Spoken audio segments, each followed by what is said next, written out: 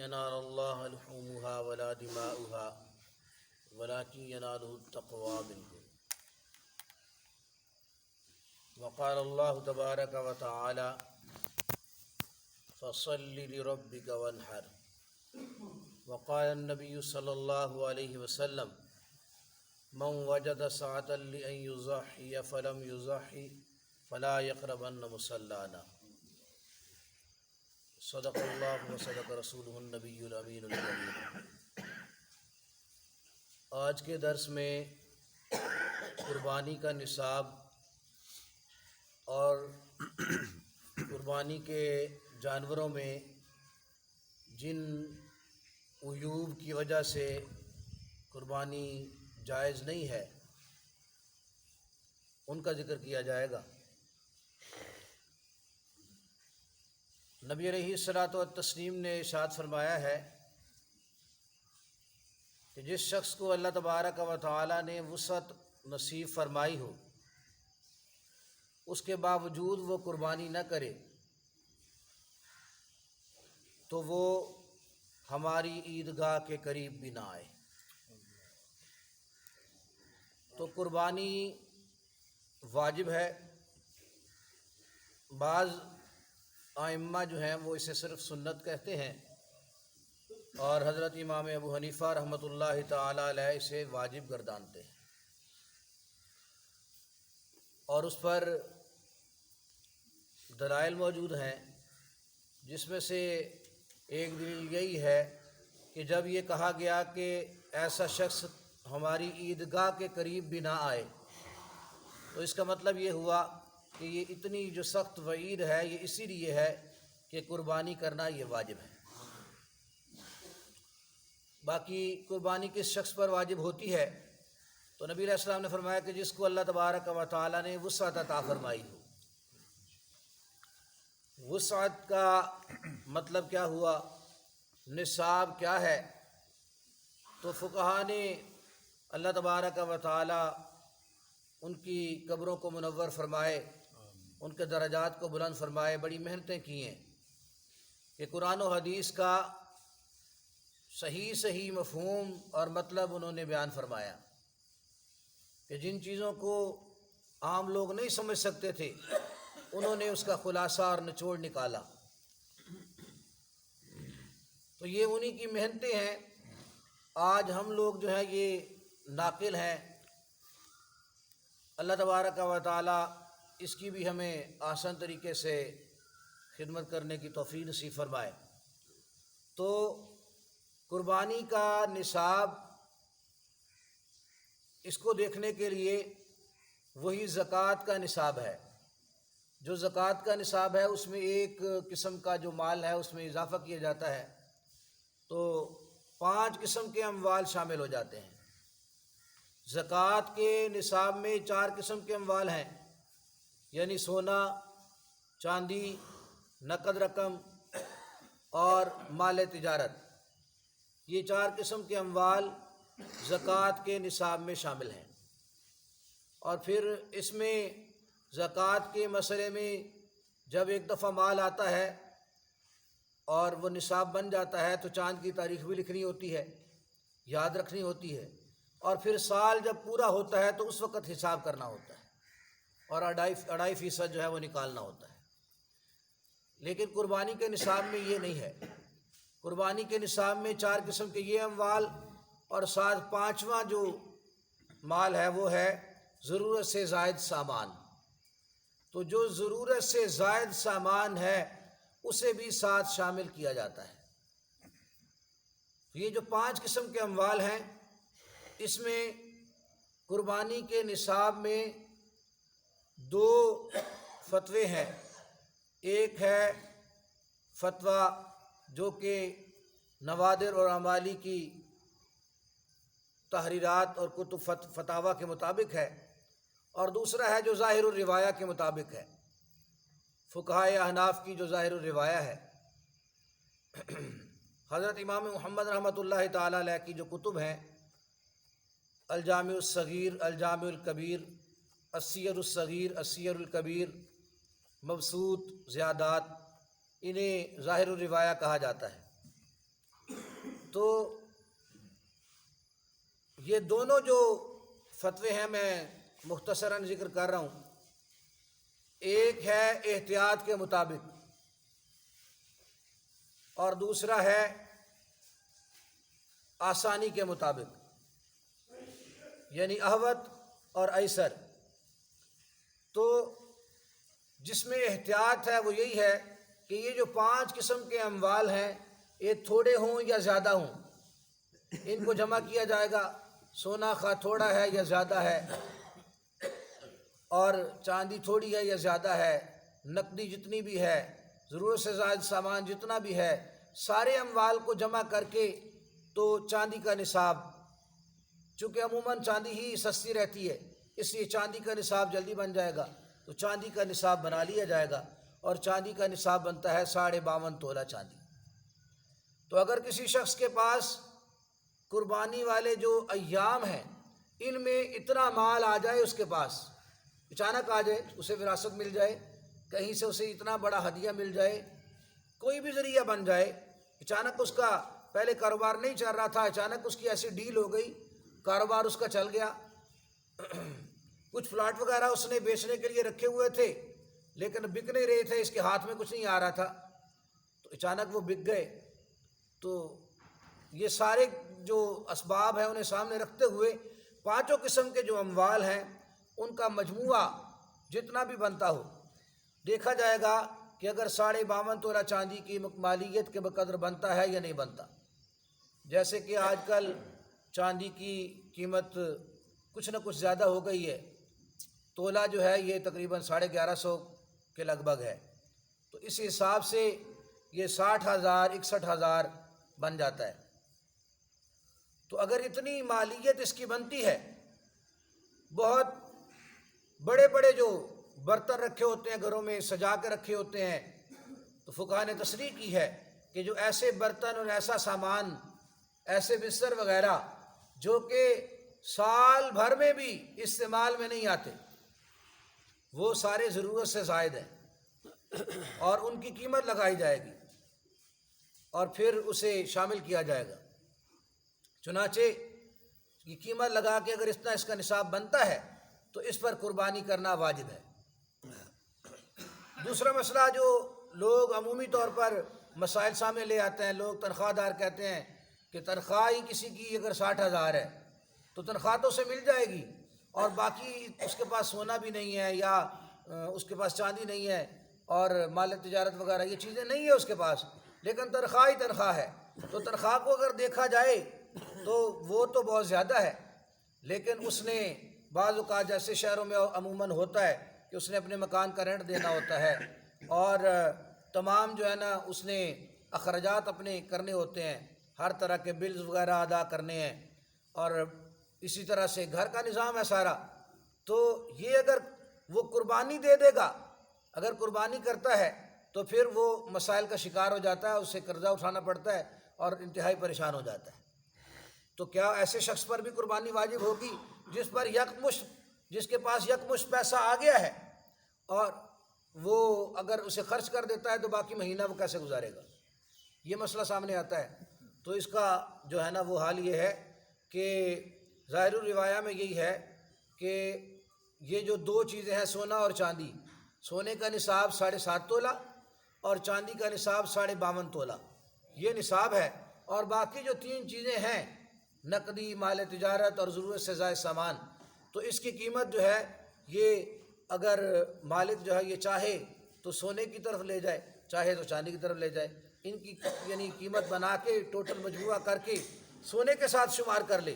سونا اگر اس کے پاس 1 تولہ ہے، 2 تولے ہے، تو یہ جتنا بھی باقی تینوں چیزیں ہیں ان کا سامان وغیرہ سارا سامان جو ہے اس کی قیمت بنائے گا، تو پھر اگر یہ سونے کے ساتھ شامل کرے گا تب بھی سونا شاید 7.5 تولے نہ بنے، اس کے قیمت کے برابر نہ بنے، تو پھر اس کا مطلب یہ ہوگا کہ یہ ایسر اور آسانی والا یہ فتویٰ ہے کہ ایسے حالات میں جو بندہ پریشان ہے وہ اس پر عمل کر سکتا ہے کہ جب اس کے پاس 7.5 تولے سونے کے برابر نہیں بن رہا تو کہا جائے گا کہ اس پر قربانی واجب نہیں ہے، تو یہ آسانی والا ہے۔ لیکن احتیاط اسی میں ہے کہ بہرحال یہ چاندی کا نصاب بناتے ہوئے قربانی کرے۔ وجہ اس کی یہ ہے کہ فضیلت بہت زیادہ آئی ہے۔ نبی علیہ الصلوۃ والتسلیم مدینہ طیبہ میں 10 سال مقیم رہے۔ 13 سالہ آپ کا جو دور ہے نبوی دور، 13 سالہ مکہ والا دور ہے، اور 10 سالہ دور آپ صلی اللہ علیہ وسلم کا مدینہ والا دور ہے۔ اور مدینہ میں 10 سنین یضحی، آپ 10 سال رہے اور قربانی کرتے رہے۔ 10 سال آپ صلی اللہ علیہ وسلم نے قربانی نہیں چھوڑی، اتنی تاکید ہے۔ اور ایک مرتبہ آپ صلی اللہ علیہ وسلم نے ارشاد فرمایا کہ یہ جو دن ہیں، قربانی والے جو دن ہیں، ان دنوں میں عبادت کرنا پورے سال میں عبادت کرنے سے افضل ہے۔ دنوں کے اعتبار سے، راتوں کے اعتبار سے تو رمضان المبارک کی جو راتیں ہیں وہ افضل ہیں، اور لیلۃ القدر جو ہے وہ افضل ہے، لیکن دنوں کے اعتبار سے فرمایا جو 10 ذی الحجہ ہے یہ سب سے افضل ہے۔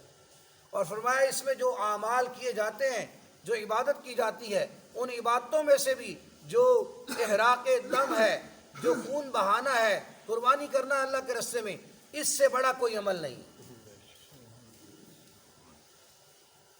فرمایا اس کو اتنا بڑا اجر دیا جائے گا، وَإِنَّهُ لَيَأْتِي بِقُرُونِهَا وَأَشْعَارِهَا وَأَزْلَافِهَا۔ فرمایا یہ اپنے نامہ اعمال میں ان ساری چیزوں کو لے کے آئے گا۔ اپنے اس نے جو قربانی کی تو اس کے بالوں کو بھی، اس کے سینگوں کو بھی، اور اس کے کھروں کو بھی، ہر چیز کو اس کے نامہ اعمال میں ثواب بنا کر ڈال دیا جائے گا۔ اور نبی علیہ الصلوۃ والتسلیم نے فرمایا یہ سب اعمال سے افضل عمل ہے ان دنوں میں۔ صحابہ نے پوچھا یا رسول اللہ وَلَا الْجِهَادُ فِي سَبِيلِ اللَّهِ، کیا جہاد فی سبیل اللہ؟ جہاد فی سبیل اللہ جب فرض کفایہ ہو، فرض عین جب نہ ہو، جب فرض کفایہ ہو تو فرمایا کہ ہاں وَلَا الْجِهَادُ فِي سَبِيلِ اللَّهِ، کہ جہاد فی سبیل اللہ بھی ان دنوں میں قربانی کے عمل سے بڑا نہیں ہوتا۔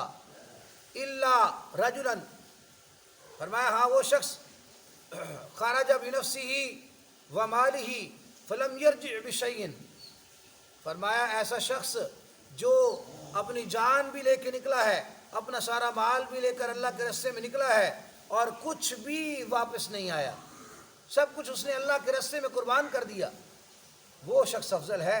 ورنہ کوئی عمل قربانی کے عمل سے افضل نہیں ہے۔ قربانی والا عمل بہت بڑا عمل ہے۔ اس لیے الحمدللہ احناف کے فتوے کے مطابق قربانی الحمدللہ بہت سارے ممالک میں کی جاتی ہے بڑے ذوق و شوق کے ساتھ، اور بالخصوص پاکستان میں بڑے ذوق و شوق کے ساتھ کی جاتی ہے۔ اس کی وجہ یہی ہے کہ لوگ اپنا نصاب جو ہے وہ الگ شمار کرتے ہیں، اور احتیاط والا جو فتویٰ ہے اسی کے مطابق عمل کرتے ہیں، اور ذوق و شوق کے ساتھ قربانی دیتے ہیں۔ نبی علیہ الصلوۃ والتسلیم انتہائی ذوق و شوق کے ساتھ قربانی کیا کرتے تھے۔ آپ صلی اللہ علیہ وسلم خصوصاً حکم دیا کرتے تھے کہ مینڈے جو ہیں وہ لائے جائیں، کہ ایسا مینڈا ہو، دمبا ایسا ہو، ینظر فی سواد ویمشی فی سواد، فرمایا کہ اس طرح کا مینڈا آپ صلی اللہ علیہ وسلم پسند فرماتے تھے کہ جس کی آنکھوں کے حلقے جو ہیں ارد گرد وہ بھی سیاہی، دیکھتا ہے سیاہی میں، یعنی آنکھیں سیاہ ہیں اس کی، اور چلتا بھی سیاہی میں ہے، یعنی اس کی ٹانگیں ہیں وہ بھی سیاہ ہیں کالے رنگ کی۔ تو چتکبرا، جسے ڈب کھڑبا کہا جاتا ہے، چتکبرا، اس قسم کا، اس رنگ کا مینڈا آپ سے پسند فرمایا کرتے، خوبصورت سینگوں والا۔ تو جس طرح نبی علیہ الصلوۃ والتسلیم انتہائی ذوق و شوق کے ساتھ جانور کو خریدا کرتے تھے اور پھر قربان کیا کرتے تھے، تو ہمیں بھی چاہیے کہ اس پر عمل پیرا ہوں۔ تو یہ قربانی کا جو نصاب ہے، دونوں نصاب، آسانی والا بھی اور احتیاط والا بھی، اسے سمجھ لینا چاہیے اور اس پر عمل کرنا چاہیے۔ اس کے بعد جانور جو ہیں یہ بکرا بکری وغیرہ، ان کا 1 سال چاند کے حساب سے 1 سال پورا ہونا اور دوسرے سال میں لگے ہوں، یہ ضروری ہے۔ اور گائے بھینس جو ہے، بھینس یہ الجاموس نوع من البقر، لغات میں بھی لکھا ہوا ہے، فقہا نے بھی لکھا ہوا ہے کہ بھینس جو ہے یہ گائے کی نوع میں سے ہے، گائے کی قسم میں سے ہے۔ لہذا ان میں مسنہ وہ ہوتے ہیں جو 2 سال کے ہو چکے ہوں اور تیسرے سال میں لگے ہوں تو ان کی قربانی، اور اونٹ میں 5 سال مکمل ہوں اور چھٹے سال میں لگا ہو، اونٹ کی عمریں 5 سال مکمل ہوں، چھٹے سال میں لگے ہوں۔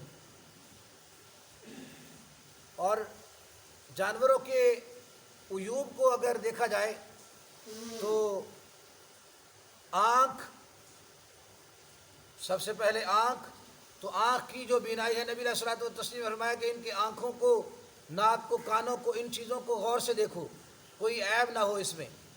تو آنکھ کے بارے میں یہ ہے کہ اس کی نظر بالکل صحیح ہو، کہ جو 1/3 ہے، 1/3 حصہ، اس قدر اس کی بینائی اگر کمزور ہے یا اس سے کم ہے تو پھر جائز ہے، اگرچہ خلاف اولا ہے۔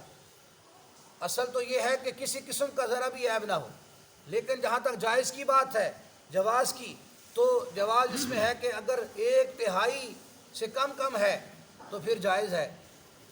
اور اس کا تجربہ کیسے کیا جائے گا کہ جو جانور ہے جس کی آنکھ محسوس ہو رہی ہے کہ اس کی بینائی کچھ کم ہے، کمزور ہے، تو اس کی ایک آنکھ جو صحیح ہے، جو صحیح محسوس ہو رہی ہے، اس کو پہلے جو ہے نا اس میں دیکھا جائے گا کہ جو کمزور محسوس ہو رہی ہے، جس میں نقص محسوس ہو رہا ہے، اس آنکھ پہ پٹی باندھ دی جائے اور پھر دور سے گھاس جو ہے نا اس کو دکھائی جائے۔ اس کے علاوہ اور بھی طریقے کیے جا سکتے ہیں، یہ طریقہ بھی فقہاء نے لکھا ہے۔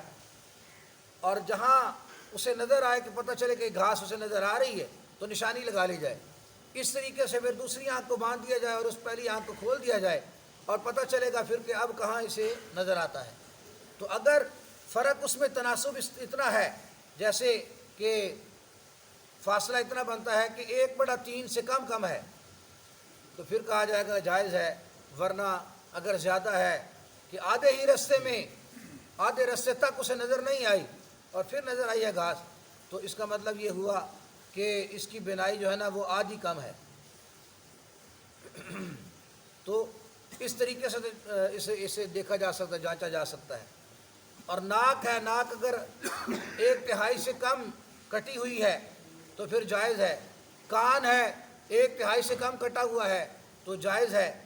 اور اگر چرا ہوا ہے بالکل سیدھ میں چرا ہوا ہے یا چوڑائی میں چرا ہوا ہے، تو یہ کرنا بھی قربانی کے لیے خلاف اولا ہے، اگرچہ جائز ہے۔ 1/3 سے کم جب کٹا ہوا ہے تو جائز ہے۔ اسی طرح سینگ ہے، تو سینگ اگر ٹوٹا ہوا ہے تو جائز ہے، اور کھول اترا ہوا ہے تب بھی جائز ہے، لیکن اگر جڑ سے اکھڑا ہوا ہے تو پھر جائز نہیں۔ اور اسی طرح سے تھن ہے، تو بکری اور گائے، اونٹنی وغیرہ، ان کے تھن، تو اگر 1/3 سے کم جو ہے وہ خراب ہے تو پھر جائز ہے، اگر 1/3 سے زائد ہے تو جائز نہیں ہے۔ دم ہے، دم بھی اسی طرح سے کہ اگر 1/3 سے کم خراب ہے یا کٹی ہوئی ہے تو پھر جائز ہے، اگر زیادہ ہے تو جائز نہیں ہے۔ اور اسی طرح سے باقی جانور جو خارش زدہ جانور ہوتے ہیں، تو اگر ایسی بیماری ہے جس کی وجہ سے اس کا وہ انتہائی لاغر ہو گیا، مریل ہو گیا ہے، اور اس کی ہڈیوں میں سے گودا ختم ہو گیا ہے، تو پھر جائز نہیں ہے۔ تو یہ کچھ عیوب ہیں جن کا میں نے ذکر کیا۔ باقی اسی طرح سے جو مسئلہ سامنے آئے، پیش آئے، وہ پوچھا جا سکتا ہے۔ اور افضل یہ ہے کہ پہلے دن قربانی کی جائے، اور عید کی نماز جب ہو جائے، شہر میں کسی ایک جگہ بھی عید کی نماز جب ہو جائے تو باقی مساجد میں یا عیدگاہ میں نماز اگرچہ ادا نہیں ہوئی عید کی تو قربانی کرنا جائز ہے، لیکن جو بندہ عید کی نماز سے پہلے قربانی کرتا ہے تو اس کی قربانی جائز نہیں ہے، وہ قربانی نہیں ہوگی، اسے دوبارہ کرنی پڑے گی۔ اور اس کے علاوہ ایک مسئلہ عموماً امیر اور غریب کی جو قربانی میں فرق ہے، نصاب میں اور قربانی میں جو فرق ہے، یہ عموماً جو ہے نا وہ پیش کیا جاتا ہے کہ اگر کسی امیر شخص نے ایک جانور خریدا اور پھر وہ خدا نخواستہ گم ہو گیا تو وہ دوسرا جانور خریدے گا، دوسرا جانور اس نے خرید لیا اور پہلا جانور پھر مل گیا تو اس پر دونوں جانوروں کو قربان کرنا جائز اس کے لیے ضروری نہیں ہے، واجب نہیں ہے، بلکہ ایک جانور کی قربانی کرنا اس کے لیے واجب ہے۔ اور غریب آدمی نے اگر ایک جانور خریدا اور وہ گم ہو گیا اور اس نے کہیں سے کوشش کر کے پیسہ ادھار لے کے جیسے تیسے اس نے دوسرا جانور بھی خرید لیا، پھر قربانی کرنے کا جب وقت آیا تو پہلا جانور بھی مل گیا، تو اس پر دونوں جانوروں کی قربانی کرنا واجب ہے۔ کیوں؟ کیونکہ شریعت نے اس پر واجب نہیں کیا تھا اور اس نے از خود اپنے اوپر واجب کیا ہے۔ اب یہ جانور اس کے لیے متعین ہو گئے ہیں، لیکن اس میں بھی ایک جو فتویٰ ہے وہ آسانی والا ہے، وہ ہے کہ جانور متعین کرنے سے متعین نہیں ہوتا۔ مثلا ایک شخص نے ایک جانور خریدا اور کچھ دن بعد وہ کہتا ہے کہ میں اس جانور کو تبدیل کرنا چاہتا ہوں، دوسرا جانور لینا چاہتا ہوں، تو جانور جو ہے نا یہ متعین نہیں ہوا۔ جب متعین نہیں ہوا، چاہے یہ غریب آدمی ہے تب بھی متعین نہیں ہوا، چاہے امیر آدمی ہے تب بھی متعین نہیں ہوا۔ جب متعین نہیں ہوا تو یہ جانور کو تبدیل کر سکتا ہے۔ اور پھر اگر وہی مسئلہ کہ اگر ایک جانور گم ہو گیا اور پھر دوسرا جانور غریب آدمی نے خرید لیا اور پھر پہلا جو ہے وہ بھی مل گیا، تو دونوں میں سے کسی ایک کو قربان جو ہے نا وہ کرنا چاہے تو کر سکتا ہے۔ تو یہ مسئلہ جو ہے نا یہ بھی ظاہر الروایہ کے مطابق ہے اور اس میں آسانی ہے۔ تو اللہ تبارک و تعالی ہمیں ذوق و شوق کے ساتھ قربانی والا عمل جو ہے اسے کرنے کی توفیق نصیب فرمائے اور آسان طریقے سے اس پر عمل پیرا ہونے کی توفیق نصیب فرمائے۔ وآخر دعوانا الحمدللہ رب العالمین۔